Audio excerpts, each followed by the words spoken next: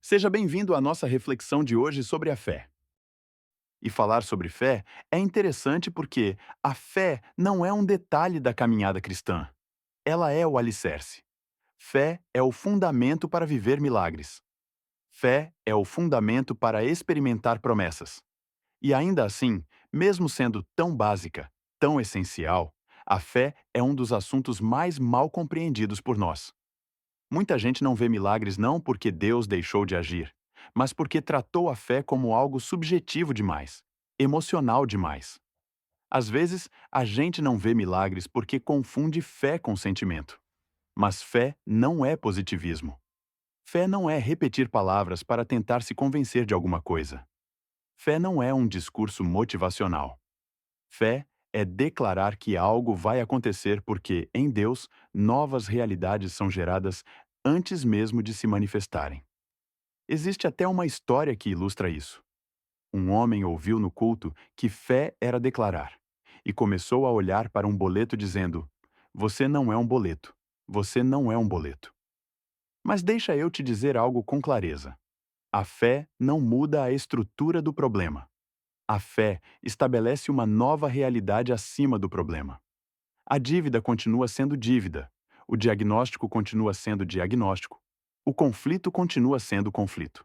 Mas agora existe uma realidade superior governando tudo isso. Fé não é negar o problema. Fé é se recusar a dar ao problema o governo da sua história. Quando um diagnóstico chega, quando uma crise bate à porta, isso não significa se alienar do que está acontecendo.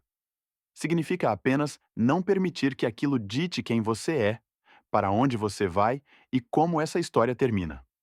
Talvez eu não saiba quais gigantes você está enfrentando. Talvez eu não saiba o nome das suas impossibilidades.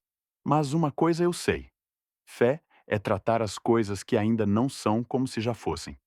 E quando você faz isso, você não fica refém do hoje, porque seus olhos já estão conectados com o amanhã que Deus preparou.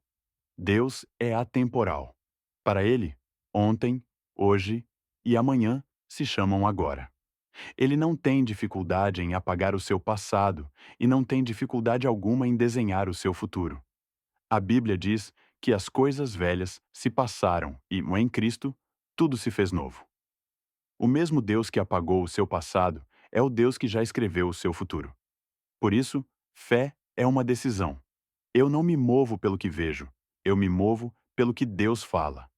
Eu não me movo pelo que sinto, eu me movo pelo que Deus fala. O que eu sinto pode enganar. O que eu acho é limitado. Mas o que Deus fala permanece para sempre. Quando eu começo a definir o que Deus pode fazer com base nas minhas experiências passadas, eu coloco Deus numa caixa. Mas Deus pode todas as coisas. E a palavra é clara. Tudo é possível ao que crê. Agora, escuta isso com atenção. Inimigos podem até tentar te derrubar, mas eles não vão te parar. Pelo contrário, eles vão agitar as águas vivas que Deus depositou dentro de você. Talvez exista uma fonte represada aí dentro, e Deus esteja dizendo: chegou a hora de liberar. Eu já consigo ouvir o som de muitas águas se movendo sobre a tua casa. Levanta e resplandece. Tudo o que você precisa fazer é crer no que Deus te disse e se mover em fé. E eu te garanto, as realidades ao teu redor vão se transformar a partir da realidade que você carrega por dentro. Sabe o que é poderoso na fé? Ela prospera no desconforto. Tem gente que, quando tudo aperta, se torna mais forte. Em momentos de crise, algo desperta. O caos não paralisa, ativa. E deixa eu te lembrar de algo essencial. Não é a geografia que garante o teu futuro. Não é o país, não é o sistema, não é a economia. José governou no cativeiro, governou na casa de Potifar, governou no palácio. Quem sabe quem é, não se move pelas circunstâncias, se move pela identidade. Então eu te pergunto: quem Deus diz que você é?